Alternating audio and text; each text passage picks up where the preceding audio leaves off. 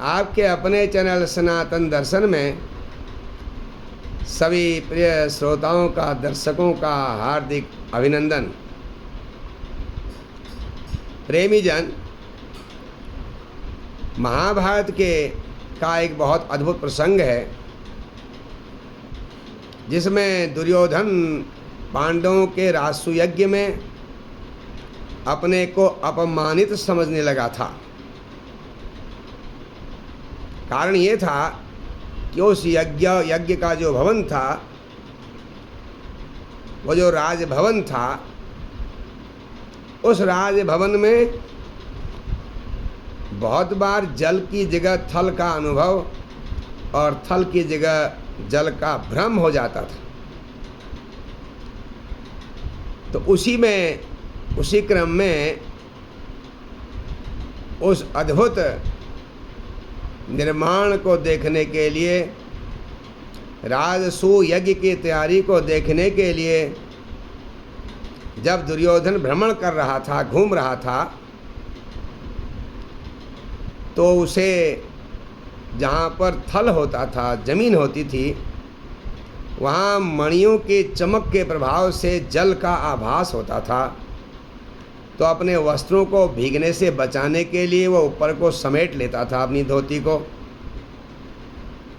और जहाँ पर जल होता था वहाँ थल समझ करके, जमीन समझ करके वो ऐसा नहीं करता था। वहाँ तो वो पानी नहीं, वो तो जमीन समझता था जल को, तो वहाँ वो भीग जाता था। तो इसी क्रम में वह एक बार जल को थल समझ करके फिसल गया था और इस प्रकार पूरा भीग गया, उसके शरीर में कीचड़ लग गया।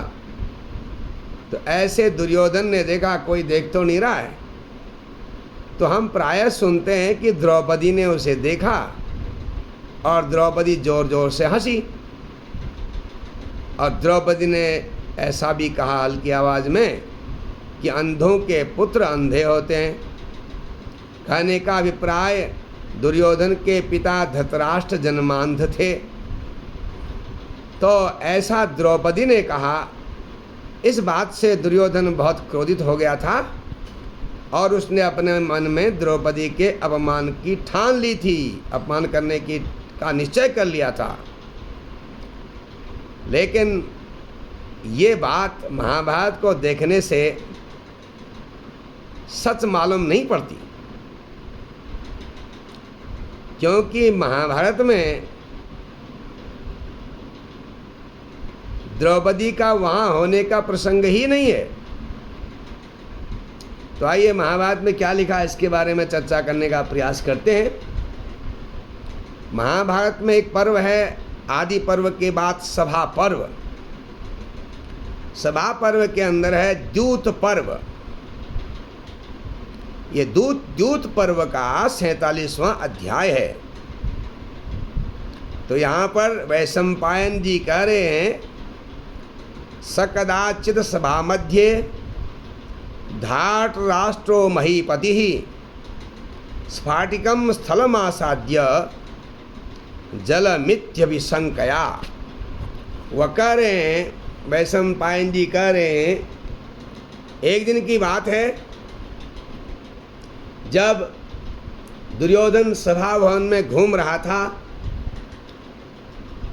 स्फटिक मय, मणिमय जो थल था, जमीन थी, जो वहाँ पहुँचा और वहाँ जल की आशंका से स्वस्त्रोत्कर्षणम राजा कृतवान बुद्धिमोहितः दुर्मना विमुखश्चैव परिचक्राम ताम सभाम। तो जल को उस थल में, उस जमीन में, उस भूमि में जल का भ्रम होने से उसने अपने वस्त्र को ऊपर उठा लिया। इस प्रकार जब वो वहाँ चलने लगा तो उसने देखा यहाँ पर तो जल है ही नहीं। तो थल की जगह पर उसको जल का भ्रम हो रहा था।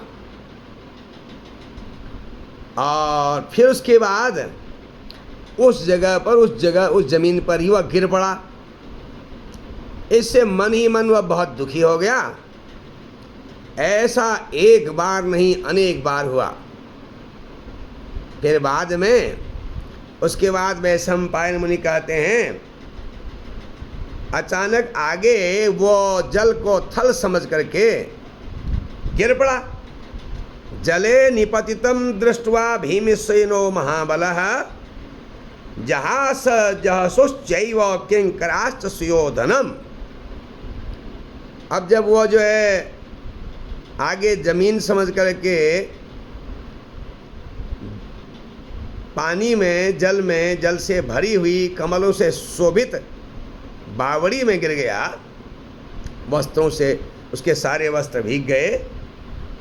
उसको जल में गिरा हुआ देखकर, बावड़ी में गिरा हुआ देखकर भीमसेनो महाबलः जहास, महाबलवान भीमसेन और अर्जुन उनके भाई और नकुल सहदेव जोर जोर से हंसने लगे। और दुर्योधन का जो घमंडी स्वभाव था और वह गिर पड़ा, तो उसकी मुख मुद्रा को देखकर सारे सेवक भी हंसने लगे। तो इस प्रकार से वह जल की जगह थल के भ्रम के कारण यहाँ उपहास का पात्र बन गया। ऐसा आगे भी हुआ। एक जगह वह आगे बढ़ा तो वहाँ सुंदर दरवाज़ा चमक रहा था, वो दरवाज़ा खुला था, लेकिन उसे बंद समझ करके वह जो है जाने लगा तो गिर गया। ऐसी आगे बंद दरवाज़ा था, उसको खुला समझ करके उसका सिर टकरा गया। इस प्रकार विविध प्रकार से अपने आप को उसने अपमानित समझ लिया। कारण ये था कि उसने ऐसा वैभव, ये अद्भुत कला, ऐसा निर्माण आज तक हस्तिनापुर में कभी नहीं देखा था, जिससे उसके अंदर बहुत ज़्यादा ईर्षा हुई और उस ईर्षा के कारण वह बहुत दुखी हुआ। उसने अपने मामा शकुनी से कहा, मैं मर जाना चाहता हूँ, मेरे जीवित रहने का कोई लाभ नहीं है। हमारे शत्रु प्रतिदिन प्रगति कर रहे हैं, सारे विश्व के नरेश राजा सम्राट उनके लिए उपहार लेके आ रहे हैं, उन्होंने दिग्विजय कर ली है और वह राजसूय यज्ञ करने वाले हैं। मुझे यह सब देख करके अशांति हो गई है। तो आप विचार करो, शकुनी से उसने कहा, अगर शत्रु की उन्नति हो रही हो तो ये बड़े दुख का विषय हमारे लिए है। तो उसको शकुनी ने समझाया, कहा, देखो भाई, तुम्हारे पास तुम्हारे भाई हैं, बड़े वीर हैं और तुम 100 भाइयों में सबसे श्रेष्ठ हो, बड़े हो, और गुरु द्रोणाचार्य, कृपाचार्य आदि सब महान वीर और भीष्म पितामह जैसे अतिरथी आपके साथ हैं, तो काहे की चिंता करते हो, धीरे धीरे उन्नति होगी।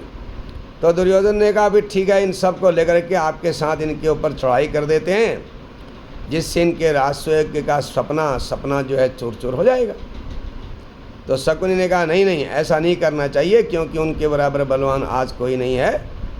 तो इसके लिए हम एक उपाय करते हैं, तुम अपने पिताजी को कहो कि युधिष्ठिर जो है जुआ खेलने के बड़े शौकीन हैं, लेकिन वह जुए में दक्ष नहीं है और मैं जुए में बहुत दक्ष हूँ, इसलिए जुआ करवाया जाएगा और वहाँ जाकर के फिर इसको जो है उनको अपमानित किया जाएगा। जब वो फिर इसके बाद राजसूय यज्ञ संपन्न हुआ तो दुर्योधन ने फिर वह जुए का आयोजन किया और जुए के आयोजन में दुर्योधन के उस जुए के आयोजन में जब युधिष्ठिर को सूचना मिली तो युधिष्ठिर अपने को रोक नहीं सके, क्योंकि वह जुए के शौकीन थे।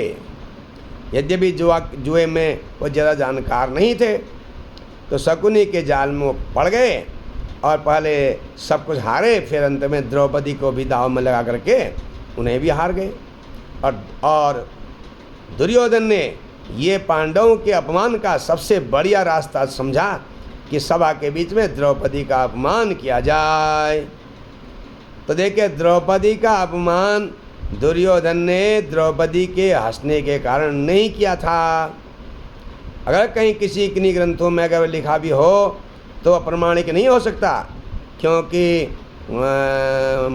ये महाभारत में तो ऐसा वर्णन है ही नहीं। आपको हमारे शास्त्रों के विषय में, महाभारत के विषय में इस जानकारी को सुनकर, इस विषय को सुनकर जरूर प्रसन्नता होगी। जिन्हें इस बात का पता नहीं है वह इस बात की जानकारी से खुश होंगे। हर हर महादेव।